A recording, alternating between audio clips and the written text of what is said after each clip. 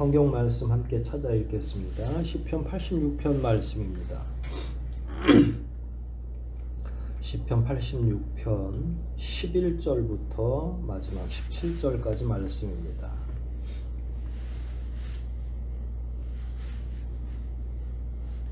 (11절부터) 86편 11절부터 마지막 17절까지 말씀 한 절씩 저하고 교독하고 마지막 17절 말씀을 합독하겠습니다. 제가 먼저 11절부터 읽겠습니다. 여호와여, 주의 길을 나에게 가르치소서. 내가 주의 진리 가운데 걸어가겠습니다. 나에게 한결같은 마음을 주셔서 내가 주의 이름을 두려워하게 하소서.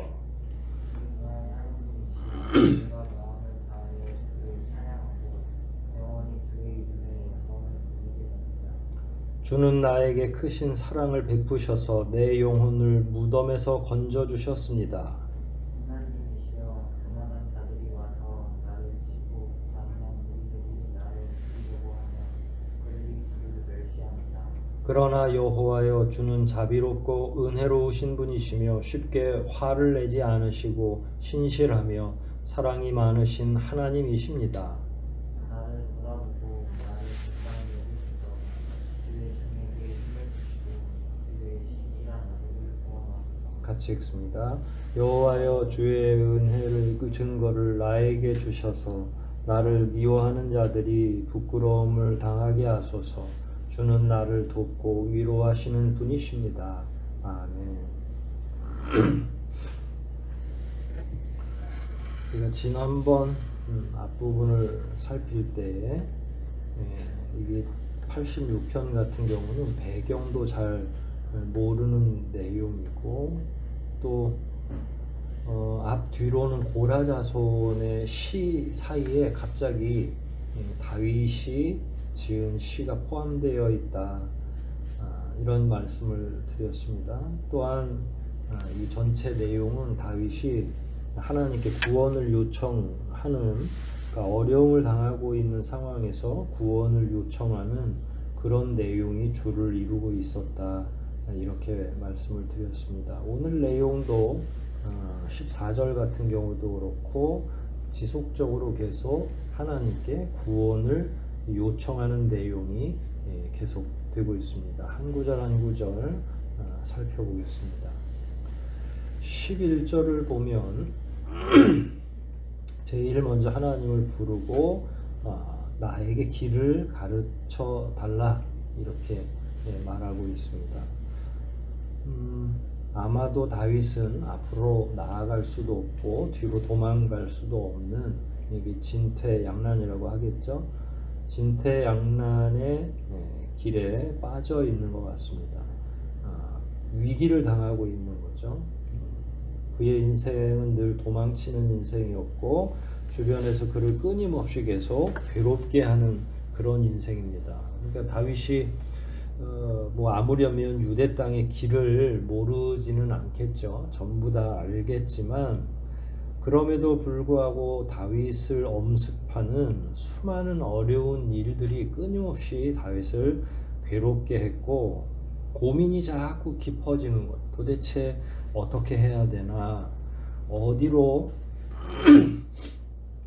피난을 가고 어떤 길로 내가 도망을 쳐야 살아날 수 있을까. 아주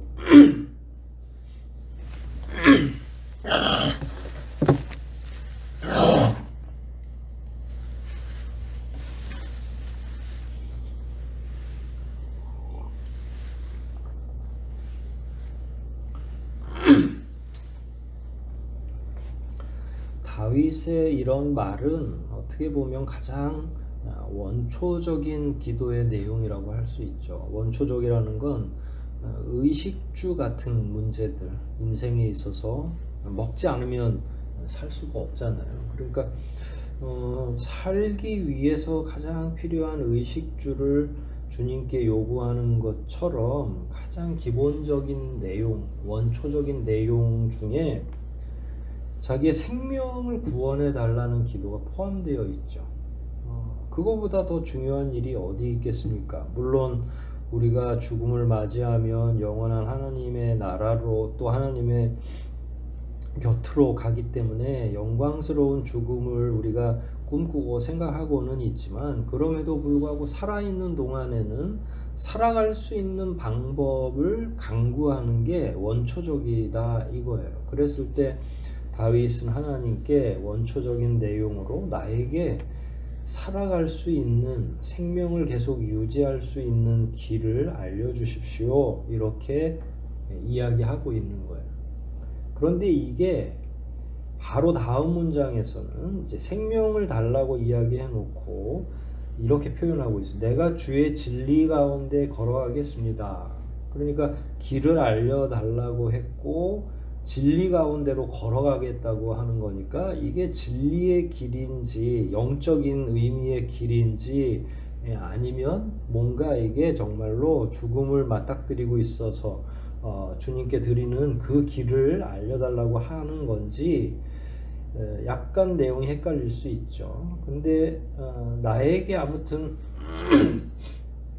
다가오는, 엄습하고 있는 나를 괴롭게 하는 많은 사람들이 있다고 하면 이 길은 분명히 살아날 수 있는 길, 위기를 모면하는 길인데 왜 주의 진리 가운데 이렇게 걸어가겠다고 표현한 건가? 결국은 자기가 아무리 급박한 상황이 된다 할지라도 하나님 믿는 신앙을 벗어나서 살 길을 만들고 싶지는 않다는 얘기예요. 그러니까 살아도 진리를 행하면서 살아가는 거고, 죽어도 그 안에서 죽는 거죠. 그러니까 우리는 만약에 이런 고통스러운 위기가 다가오면 아마 믿음과 상관없는 길을 걸어갈 수도 있겠죠. 그게 배교라고 하는 거예요. 생명을 구원하기 위해서 진리가 아닌 것을 선택하는 경우가 인생들에게는 매우 많다는 거예요. 결국 아까 말한 것처럼 그 문제가 자고로 원초적인 문제이기 때문에 더 그런 거죠. 어떻게든 살려고 발버둥을 치는데 그게 진리가 아니라 누군가를 더 괴롭게 하거나 믿음의 길에서 벗어나거나 이러면 살아도 산 것이 아닌 거죠. 그러니까 다윗은 지금 그런 이야기를 하나님께 말씀드리는 거예요. 저를 살려주십시오. 하지만 진리로 살아갈 수 있도록 좀 도와주십시오. 제가 주의 진리 가운데서 걸어가겠습니다. 그러니까 어긋나거나 그릇된 방식으로는 하지 않겠습니다 라고 하는 거예요. 이어지는 문장도 마찬가지예요. 나에게 한결같은 마음을 주셔서 내가 주의 이름을 두려워하게 하소서. 한결같은 마음은 어려울 때나 어렵지 않을 때가 동일하다는 거죠. 그러니까 우리는 믿음이 전부 다 시험을 당할 수가 있겠죠. 우리 믿음이 저울추에 올라갈 수가 있어요. 그러니까 행복하고 즐겁고 경제적인 면이나 건강의 면 모든 게 다 좋으면 대부분의 사람들이 불평불만도 없고 믿음 생활도 잘 할 겁니다. 언제 흔들리냐면 환난과 핍박이 오면 흔들리는 거죠. 그렇게 되면 한결같은 마음이 되는 게 아니잖아요. 다윗도 지금 위기에 봉착하고 나니까 자꾸 이상한 생각을 하는 거죠. 하나님의 진리 가운데로 걸어가야 되는데 그 방법 말고 인간의 수를 쓰려고 하거나 믿음에서 벗어난 행동을 하려고 하거나, 우리 같은 경우는 쉽게 믿음을 저버리기도 하니까, 그러니까 그런 우려가 있으니까 주님한테 이걸 요청한 거예요.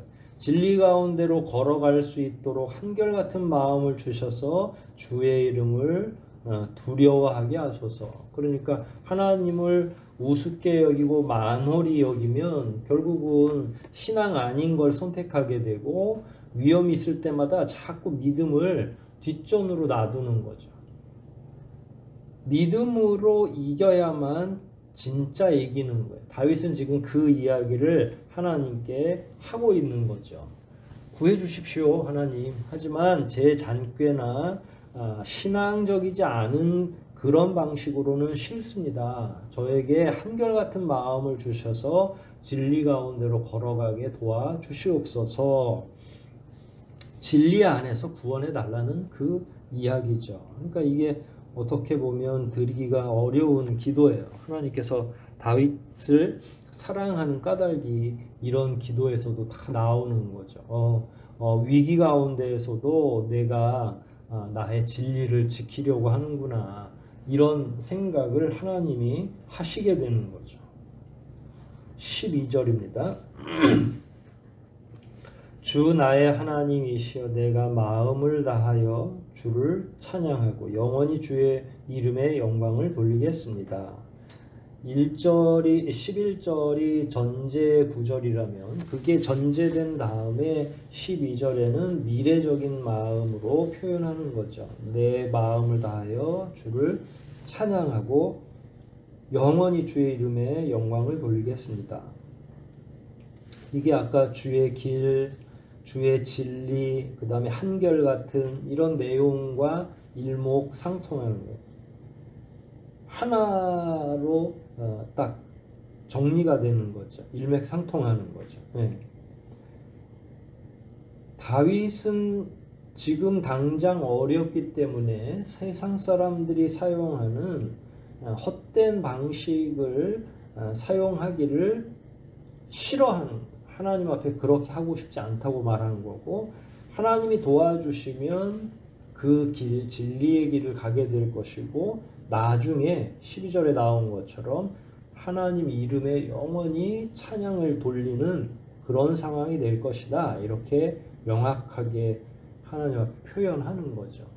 이거는 어떻게 보면 각오죠. 하지만 하나님이 안 도와주시면 어떻게 되겠어요? 다윗이 믿음을 저버릴 수도 있고, 아니면 믿음을 지키다가 그냥 죽음을 당할 수도 있겠죠. 그러나 여하튼 하나님께서 도와주시지 않으면 결국은 하나님을 영원히 찬양하는 것 자체도 나름 수포로 돌아갈 수가 있겠다 싶은 거죠. 그래서 다윗은 하나님께 구원을 요청하는 거고, 그 구원의 결과로 하나님의 이름을 영원히 찬양하겠습니다, 영광 돌리겠습니다 라고 하는 일종의 약속의 기도를 드리고 있는 거죠. 우리는 그걸 서원의 기도, 서원기도라고 표현하죠. 13절 말씀입니다. 주는 나에게 크신 사랑을 베푸셔서 내 영혼을 무덤, 여기 각주에 보면 음부에서라고 표현되어 있는데 무덤에서 건져주셨습니다. 이거는 지금 당장 기도했기 때문에 온 기도의 응답인지 아니면 과거에 주는 나에게 크신 사랑을 베푸셨던 그 내용, 과거에 자기가 완전하게 이런 경험들이 너무 많으니까 완전하게 무덤에 내려간 것처럼 그 영혼이 침잠되어 있을 때 하나님이 건져주신 기억들, 지금까지 살아온 게 다 하나님이 도와주셨던 그 까닭에 살아남은 거니까 다윗은 지금 그런 이야기들을 동시에 하고 있는 거죠. 이 이야기를 하는 까닭은 간단합니다. 예전에도 하나님이 나를 그렇게 도와주셨으니까, 마치 지옥에 빠졌던 나를 건져주신 것처럼, 음부에 빠졌던 나를 건져주신 것처럼 그때도 그러셨으니까 지금도 그렇게 해주시기를 원합니다 라고 하는 말씀이 은연중에 여기 포함되어 있는 거예요. 우리도 크기와 규모는 서로 다르지만 하나님이 우리를 도와주신 기억들이 있죠. 믿음 안에서 우리를 구원해 주신, 또 우리로 하여금 위기 가운데서 벗어날 수 있도록 깨우쳐 주신 그런 경험들이 아마 우리 각자에게 있을 겁니다. 아마 그 다윗은 그런 추억을 통해서 이번에도 여러 가지 어려움 가운데서 하나님이 분명하게 구원해 주실 것이다 라고 하는 확신을 하고 있을 것이다. 하나님께서 설사 지금 당장 나를 구원해 주시지 못한다 할지라도 나는 예전처럼 한결같은 마음으로 진리 가운데로 걸어나가야지 하는 게 그냥 계속 반복적으로 교차되고 있는 이야기입니다. 그러니까 경험에서 우러나오는 또 다른 자기가 경험했던 체험에서 나온 믿음이 다윗에게 있다는 거죠. 이런 체험에서 나온 믿음이 우리 모두에게 중요합니다. 만약에 우리가 그런 체험을 하나도 못했거나 하나님이 은혜를 베푸셨음에도 알아채지 못했다면 우리는 이제 매번마다 어려움을 당할 때마다 또 어려움만 주십니까? 어려움 다음에 또 어려움입니까? 이렇게 우리가 따져 물을 수 있겠죠, 하나님께. 하지만 우리가 모르는 사이에도 하나님은 우리를 위해 애쓰고 계시고 여러 가지 어려움 가운데서 지금까지 건져주셨다. 그 내용을 우리가 제대로 인식하는 게 앞으로를 살아가는 데 있어서 굉장히 중요한 영적인 자산이 될 거다. 다윗의 예를 보면. 그런 영적인 과거에 대한 명확한 이해가 있어야 현재를 제대로 깨닫고 기도드릴 때 사용하는 거예요. 하나님 예전부터 저를 구원해 주셨고 때로는 무덤에서 건져주시는 것처럼 저를 살려주셨습니다. 지금도 좀 그러했으면 좋겠습니다. 라고 우리가 떳떳하게 기도할 수 있어야 되겠죠. 14절은 모두에서 말한 것처럼 다시 한번 또 구원을 요청하는 거예요. 14절 같이 읽어보겠습니다. 14절입니다. 하나님이시여 교만한 자들이 와서 나를 치고 잔인한 무리들이 나를 죽이려고 하며 그들이 주를 멸시합니다.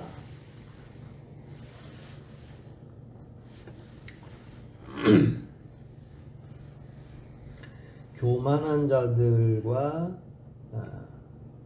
잔인한 무리들이 두 종류가 같은 사람들이죠. 여기서는 그들은 와서 나를 치고 잔인한 무리들은 나를 죽이려고 하고 그들 모두를 합해서는 주를 멸시합니다. 친다는 것도 결국은 목적 자체가 죽이려고 하는 거죠. 잔인한 무리들이 나를 죽이려고 한다. 그러니까 다윗의 주변에는 이렇게 다윗으로 하여금 고난과 고통과 핍박을 당하게 하는 주요한 원인 제공자들이 참 많이 있었던 것 같아요.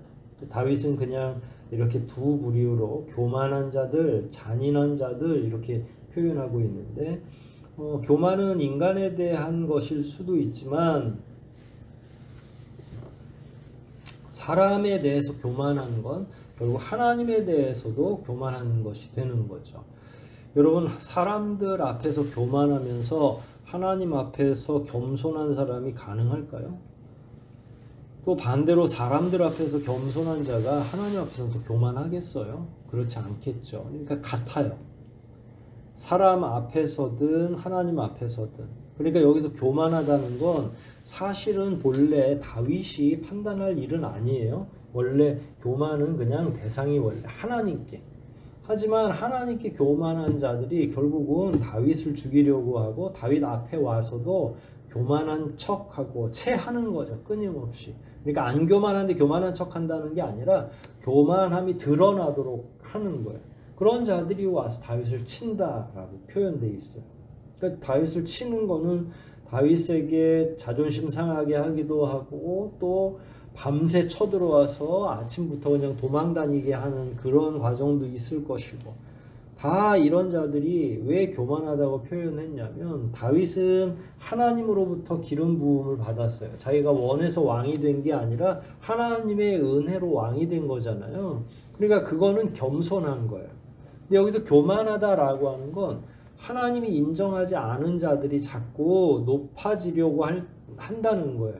그런 자들이 다윗을 치려고 하는 거니까 결국은 다윗이 가지고 있는 왕의 자리나 권세를 가로채려고 하는 거죠. 근데 왜 그들을 교만하다고 했냐면 하나님이 그들에게 권세를 허락하지 않았는데도 자기들이 왕을 하겠다고 이렇게 우뚝 서 있는 거잖아요. 그러니까 그들은 다 교만하는 거예요.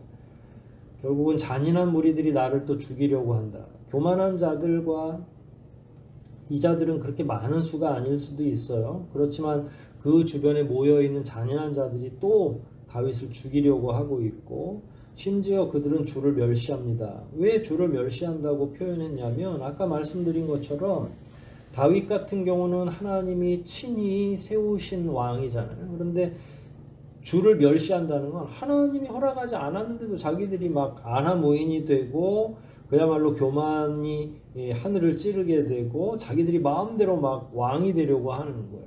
그게 주를 멸시하는 거잖아요. 원래 다윗뿐만 아니라 하나님께서는 이스라엘을 신정국가, 신이 통치하는 국가로 만들려고 했는데 하나님의 제가도 나지 않았는데 자기네들끼리 막 왕이 됐다고 하기도 하고 그 왕의 자리를 자기들이 마음대로 완력을 이용해서 차지하려고 하는 거, 이거는 하나님 앞에 교만한 거죠. 그러니까 이 내용들은 14절 전체는 다윗의 대적이 곧 하나님의 대적입니다 라고 하는 표현이에요. 다윗을 치고 있지만 결과적으로는 이들이 자기 분수를 모르는 거기 때문에 하나님을 대적하는 겁니다. 이 표현이라는 이야기예요. 그걸 시적으로 이렇게 표현한 거죠. 이런 자들과 대조되는 게 하나님이죠. 이런 자들이 지금 나를 죽이려고 합니다. 그러면 누군가 나의 편이 있어야 되는데 그게 바로 누구냐면 하나님이에요. 그래서 역접으로 들어온 거죠. 그러나 여호와여 주는 자비롭고 은혜로운 분이시며 쉽게 화를 내지 않으시고 신실하며 사랑이 많으신 하나님이십니다.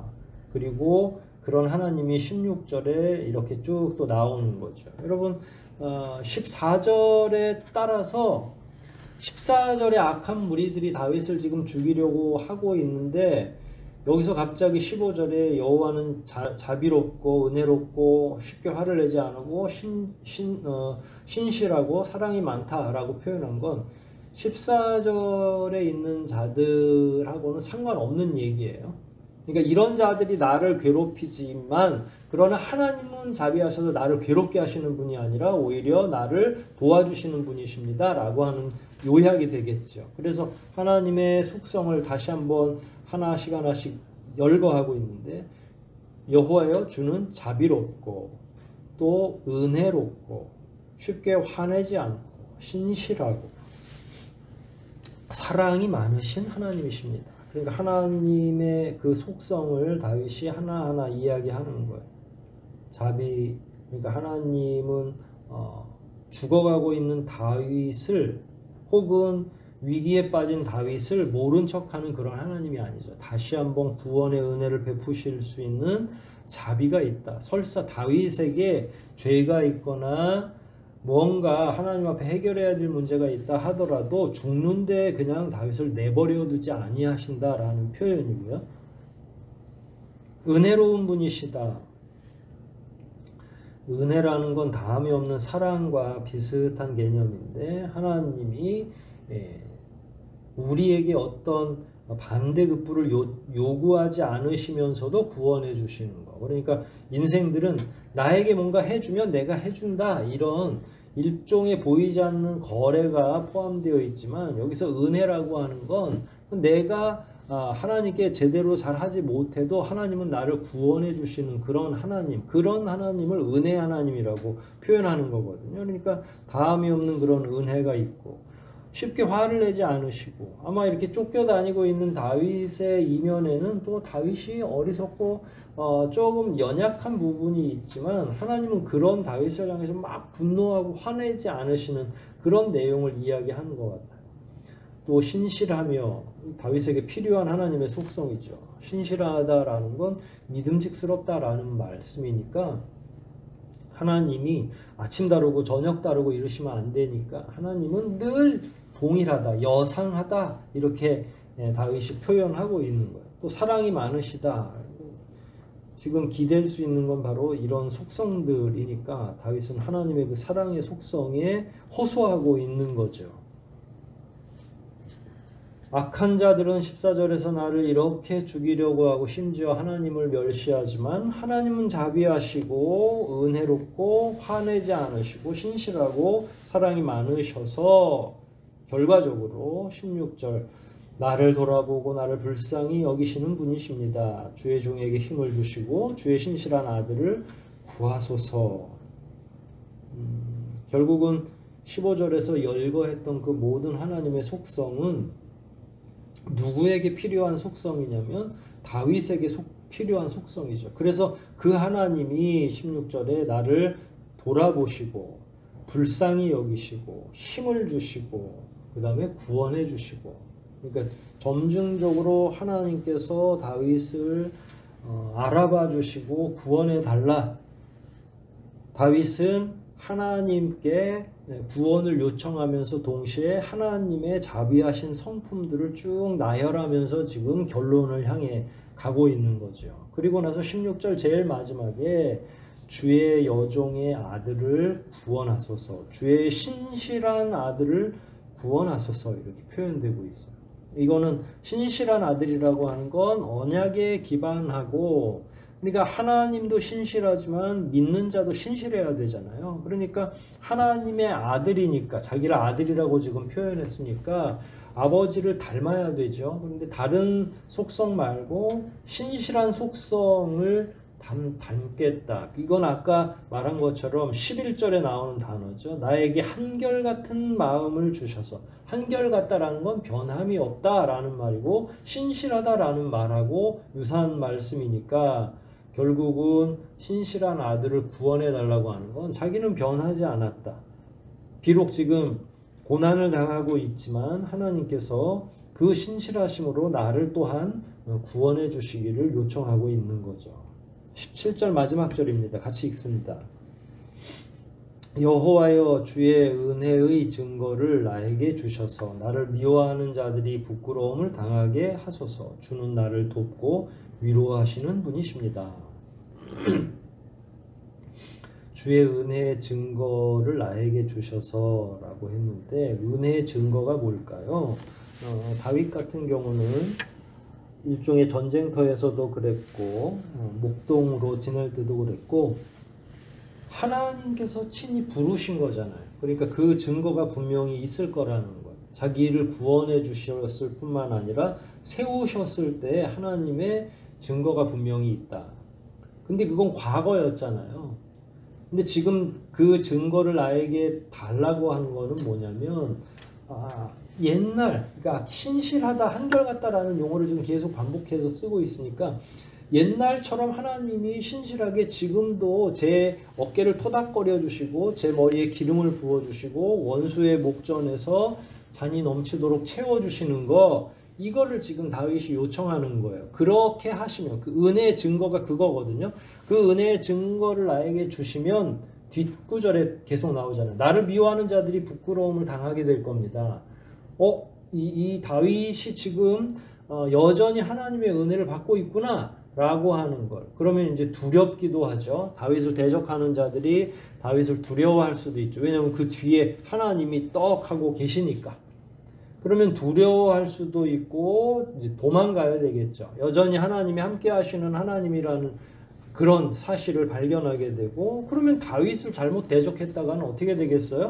자기들도 굉장히 큰 해악을 입을 수가 있다고 판단하겠죠. 그러니까 지금 다윗은 구원해 달라는 걸 이렇게 표현한 거예요. 은혜의 증거를 나에게 주십시오. 사람들이 다 보고 부끄러워할 수 있도록. 이게 부끄럽다고 하는 게 뭐 아이고 부끄러워 뭐 이런 그런 의미가 아니라 전쟁에서 패해서 도망가야 되는 이런 상황을 의미하는 거예요. 완전히 승부가 갈리는 걸 의미하는 거죠. 그러면은 승부가 갈리게 좀 도와주십시오. 나를 구원해 주시고 하나님이 나를 사랑하고 있다는 증거가 딱 그렇게 드러날 때 아마도 나를 쫓아다니고 죽이려고 하는 그 맨 위에 교만한 자들, 잔인한 무리들, 이런 자들이 결국은 부끄러워하게 되고 이제는 전세가 역전될 것 아니겠어요? 이제 그렇게 해달라고 이야기하는 거죠.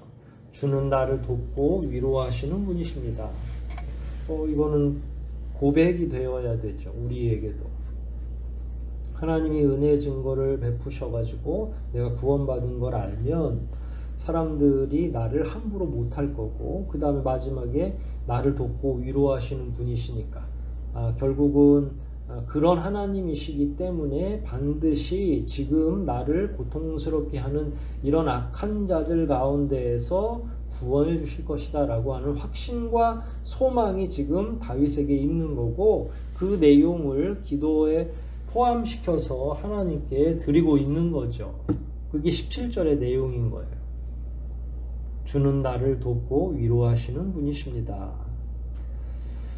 우리 각자에게 하나님은 어떤 하나님이십니까? 사실 우리에게 있어서 제일 중요한 질문이기도 하죠. 이게 다윗의 이야기지만 내 이야기가 될 수도 있어야죠. 하나님이 여러분들을 어려운 가운데서 방치하시거나 외면하신 게 아니라 그때마다 그 신실하신 자비로 구원해 주시고 사람들 앞에서 살아계신 하나님이 내 편이라는 사실을 이렇게 딱 증거로 보여주시니까 주변에 있는 나를 대적하는 자들이 어찌할 바를 모르는 거예요. 왜냐하면 더 이상 본인들이 만일 하나님의 자녀, 여기는 아들이라고 그래서 표현한 거잖아요. 하나님의 자녀인 다윗을 괴롭히면 이제 본인들이 해를 당하게 생기는 거거든요. 하나님이 하나님의 자녀를 그야말로 해코지하고 힘들게 하는데 가만히 계시겠어요? 어떤 부모가 그렇게 자기의 자녀가 주변에 있는 다른 사람들로부터 비난을 받거나 혹은 때리는 폭력을 당하고 있는 가운데서 모른 척 하겠어요? 그럼 불가능하죠. 그거는 가능한 일이 아니에요. 부모라면 아주 사소한 문제라도 같이 개입해서 해결해 주려고 노력하는 거죠. 다윗은 하나님께 아들이라고, 자기를 아들이라고 표현한 내용이 바로 그런 의미 때문에 그런 거예요. 그래서 하나님이 자기 자식을 살리시는 그 심정으로 다윗을 구원해 주시기를 요청하는 거고, 마지막에 17절에 그러함으로 주는 나를 돕고 위로하시는 분이십니다 라고 결론이 나는 거예요. 아니면 전망을 하고 있는 거죠. 구원해 주실 거니까 주는 나를 돕고 위로하시는 하나님임에 틀림이 없습니다 라고 선언하는 과정이기도 하고요. 이 시편 내용을 통해서 다윗은 끊임없이 하나님과 과거부터 자기가 신실하게 관계를 맺었던 걸 이야기하고 있어요. 자기의 추억을 통해서 하나님이 얼마나 위대하실 뿐만 아니라 신실하신 분인지를 다시 한번 끄집어내서 하나님께 기도하고 있는 거라는 이야기예요. 하나님이 들으시고 기뻐하실 만한 내용들인 거죠. 그리고 하나님도 변함이 없으신 하나님, 그 하나님의 속성이면서 동시에 기꺼이 변하지 않으시는 길을 택하시는 거예요. 그러면 예전에도 우리의 아버지였다면 지금도 여전히 아버지인 거고, 다윗을 과거에 구원해 준 것처럼 우리도 구원해 주셨고, 우리가 만일 지금 이 시대에 어려움을 겪는다면 다윗의 기도처럼 그는 우리를 구원해 주시고 끝까지 우리와 함께 하실 것이다 라고 하는 하나님의 신실성에 대한 온전한 이해가 우리에게도 필요하다는 겁니다. 매일매일 변하는 신을 누가 줬겠어요? 아침 저녁으로 변덕이 심한 그런 하나님이라면 우리가 어떻게 그분께 기도를 하고 그분을 찬양하고 경배하겠어요? 그분은 변함이 없으신 분이시고, 그 변함 없는 것 가운데 하나가 아까 말한 것처럼 15절에 드러난 것처럼 자비롭고 은혜롭고 쉽게 화내지 않고 신실하고 사랑이 많으신, 이거는 절대로 변하는 속성이 아니라는 거예요. 그 사랑으로 저와 여러분을 구원해 주셨다면 살아가는 기간 내내 또한 그 사랑으로 인도해 주신다라는 사실을 잘 기억하시고, 살아갈 때 만나는 여러 가지 어려움들 앞에서 물러서지 마시고 하나님의 은혜로 신실하신 도움의 손길로 다윗이 표현한 것처럼 지옥에서, 음부에서 건져주시는 그 은혜를 저와 여러분도 맛보아야 하지 않겠습니까? 하나님 안에서 명확한 자기 신앙 고백이 있고 신실하신 하나님의 은혜를 받아 누리는 저와 여러분이 되시기를 주의 이름으로 축원드립니다. 우리 말씀들 생각하면서 한번 기도하겠습니다. 다윗이 신실하신 하나님을 부르면서 예나 지금이나 동일하신 하나님의 사랑에 기대서 요청하고 있습니다. 구원을 요청하고 있는 거죠. 하나님께서도 이 기도에 반드시 응답하셨으리라 생각이 됩니다. 이 말씀을 우리에게도 적용시켜서 우리가 여러 가지 삶의 현장에서 만나는 어려움들, 우리로 하여금 낙심케 하는 일들, 이런 것들이 생길 때마다 다윗의 시를 잘 인용해서 하나님 아버지의 그 신실하심으로 우리를 구원해 주소서라고 기도하는 저와 여러분들에게 해달라고 이 시간 통성으로 함께 기도하시겠습니다.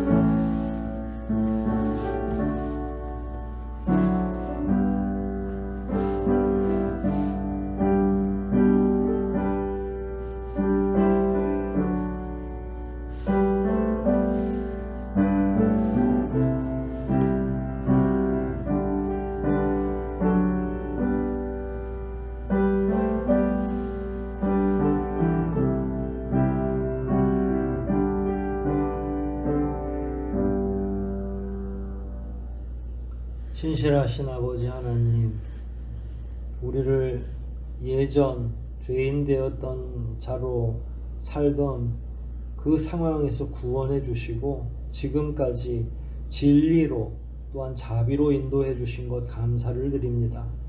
우리가 세상 살다 보면 여러 가지 험한 일들을 만나게 되고 우리를 괴롭게 하는 자들을 만나게 되는데, 다윗이 그에 맞서서 본인의 신실함을 주님께 의뢰하고 또한 본인 역시 하나님의 그 신실함에 근거하여 한결같이 살아가기를 소원하며 동시에 구원해 주시기를 요청한 것을 저희가 배웁니다.